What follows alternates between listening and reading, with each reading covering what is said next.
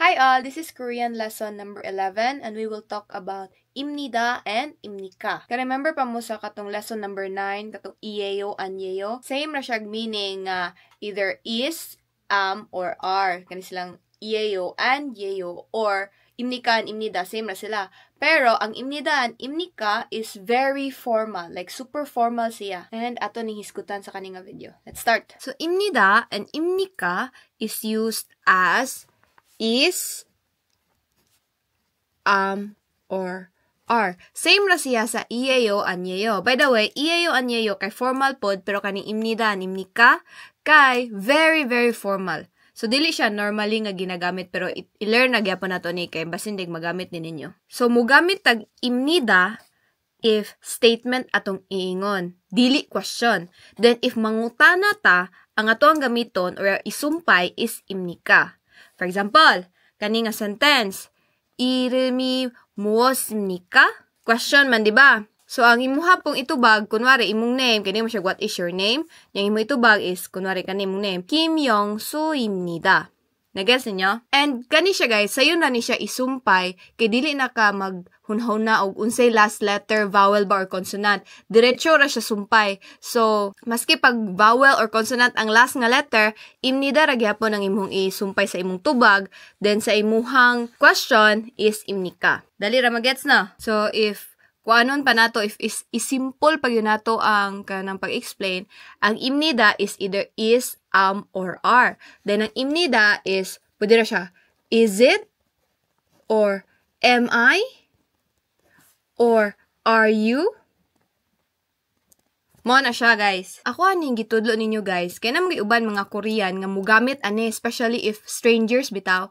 So, if mangutana gani sila niya, ang ilahang last nga ingon kay imnika, dapat yun ang inyo itubag na is imnida. Murag mo level yun mo sa ilang formality, ha? Anyway, tanaw na to ning lain nga example. Basaha daw ninyo ni Be.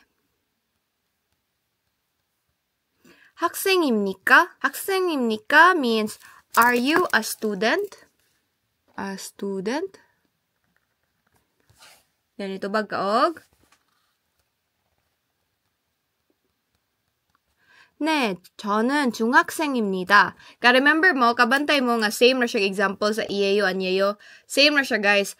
Actually, if i-translate nini mo silang imnida o katong iyeyo into English, same na jud kaayo sila og meaning. Lahi lang siya og level of formality. Anyway, yes. I am a middle school student.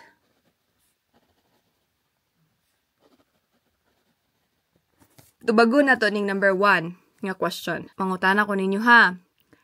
이름이 무엇입니까?